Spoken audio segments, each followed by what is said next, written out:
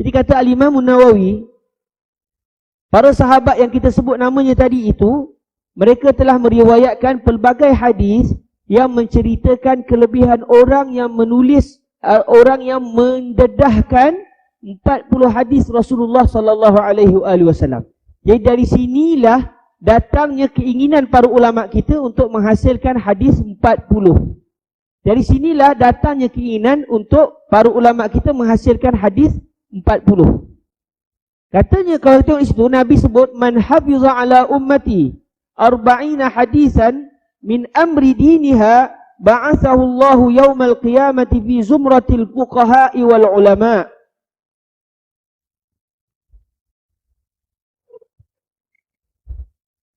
Siapa yang telah menjaga untuk umatku 40 hadis daripada urusan agama bagi umat ini, Allah akan membangkitkan dia pada hari kiamat di dalam kumpulan para fuqaha dan para ulama. Nanti insyaAllah kita akan jumpa di belakang. Maksud siapa yang menjaga di sini adalah menyampaikan, walau dia tak hafal hadis itu. Main kalau tuan-tuan tulis setiap hari hadis Rasulullah di Facebook selama 40 hari satu hadis, tuan-tuan termasuk dalam kumpulan orang yang telah mendedahkan 40 hadis kepada umat Nabi Muhammad sallallahu alaihi wasallam. Jadi kita yang siapa saja pun dia kena usaha supaya dia dalam hidup pernah memberitahu kepada orang lain 40 hadis Nabi, paling kurang. Sebab ganjarannya sangat besar. Sebab sebarang perkara bila berkait saja dengan Nabi, Allah Ta'ala bagi ganjaran pahala sangat besar. Sebab baginda Nabi Habibullah. Jadi pahala yang akan diberikan kepada sesiapa yang mempunyai perbuatan yang ada kaitan dengan Nabi sangat besar. Contoh di sini, siapa yang telah menjaga untuk umatku 40 hadis daripada urusan agama bagi umat ini, Allah akan membangkitkan dia pada hari kiamat daripada kumpulan para fuqaha dan para ulama. Mereka kalau dah bangkit sekali dengan ulama, takkan tak ke syurga Allah. Satu geng bangkit sekali walaupun kita mungkin bukan para ulama. Dalam hadis yang lain, ba'atsallahu faqihan alima. Allah akan membangkitkan dia sebagai seorang faqih dan sebagai seorang alim. Dalam hadis yang lain, wa kuntu lahu yaumal qiyamati syafi'an wa syahida. Saya nanti, kata Nabi, di hari kiamat nanti saya akan memberikan syafaat kepada orang tersebut dan saya akan menjadi saksi untuk orang tersebut. Dan kalau Nabi jadi saksi, takkan ditolak kesaksian Nabi SAW. Ini adalah berita gembira yang sangat luar biasa. Dalam riwayat yang lain, disebut kepada orang tadi, qilalah udkhul min ayyi abwabil jannati syi'ta. Masuklah mana-mana pintu syurga yang kamu nak. Syurga ada 8 pintu. Allah akan sebut pada orang ni yang telah menyebarkan 40 hadis Rasulullah kepada umat Nabi Muhammad sallallahu alaihi wasallam, masuklah dalam mana-mana pintu syurga yang kamu nak. Bukan masuk pintu satu ni je. Mana-mana pintu, pilih sendiri. Boleh pilih satu pintu pun dah seronok. Ini diberikan peluang masuk ikut mana-mana pintu. Maknanya ini adalah satu berita gembira yang sangat mengasyikkan. Hanya dengan amalan memberitahu kepada orang 40 hadis Rasulullah sallallahu alaihi wasallam. Kata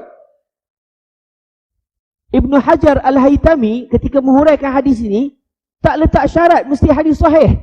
Hadis sahih ke, hadis hasan ke, hatta hadis dhaif sekalipun, kalau kita sebarkan kepada umat, termasuk di dalam ganjaran pahala ini. Katanya Ibnu Hajar Al-Haytami di dalam menghuraikan kitab Al-Arba'in An-Nawawiyah. Dalam riwayat yang lain, kutiba fi zumratil ulama wa husyira fi zumratil syuhada. Orang ini yang menyebarkan 40 hadis Rasulullah sallallahu alaihi wasallam, namanya akan tertulis dalam senarai para ulama dan dia akan dibangkitkan di hari kiamat nanti bersama dengan para syuhada. Maknanya satu pahala, satu kelebihan yang sangat-sangat besar. Namun akhirnya Imam Nawawi sebut wattafaqal huffaz ala annahu hadithun dha'if kasurat turuquhu. Setelah dikaji dari segi ilmu hadis, semua hadis-hadis yang kecil kita sebut tadi, kata Imam An-Nawawi, kesemuanya adalah hadis dhaif. Nanti akan timbul masalah, bolehkah kita berpegang dengan hadis dhaif? Nanti akan disebut oleh Al-Imam An-Nawawi. Namun pun begitu, setiap hadis yang kita dengar tadi kesemuanya adalah statusnya dhaif, bukan hasan, bukan sahih, tapi dhaif. Walaupun jalan sanadnya pelbagai, namun dihukumkan sebagai hadis dhaif. Kemudian kata Al-Imam Nawawi radhiyallahu anhu, wa qad sannafa al-ulama radhiyallahu anhum fi hadzal bab ma la yuhsa min al-musannafat. Fa awwalu man 'alimtuhu sannafa fihi Abdullah ibn al-Mubarak, thumma Muhammad ibn Aslam at-Tusi al-'alim ar-rabbani, thumma al-Hasan ibn Sufyan an-Nasawi, wa Abu Bakr al-Ajurri, wa Abu Bakr Muhammad ibn Ibrahim al-Asfahani, والدارقطني والحاكم وأبو نعيم وأبو عبد الرحمن السلمي وأبو سعيد الماليني وأبو عثمان الصابوني وعبد الله ابن محمد الأنصاري وأبو بكر البيهقي وخلائق لا يحصون من المتقدمين والمتأخرين.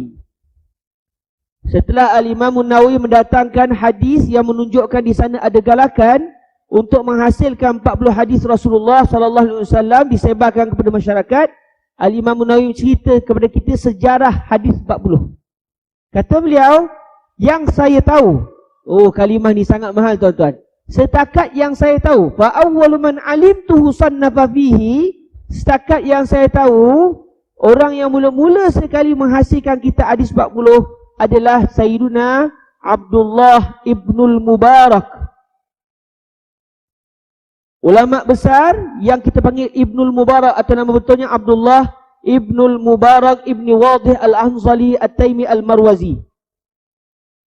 Tuan-tuan yang dirahmati Allah, kalau kita perasan Imam Nawawi ajar kita satu sikap. Dalam kita nak menyatakan satu benda, jangan malu sebut sekadar yang saya tahu. Sebab ia tidak menafikan, kalaulah kebetulannya ada orang lain yang pernah menulis hadis 40 sebelum Al-Imam Abdullah Ibnul Mubarak, tidaklah merosakkan kenyataan Al-Imam Nawawi. Sebab Ibn kata sekadar yang saya tahu. Sebab tu nak sebut benda ni ada, benda ni tak ada, itu perlukan ilmu. Sebab tu orang hari ni kerana hadis dalam masalah ni, ini hadis ni tak ada, tu satu ucapan yang besar sebenarnya. Hadis ni tak ada, yang kamu sebut ni bukan hadis, itu satu ucapan yang besar.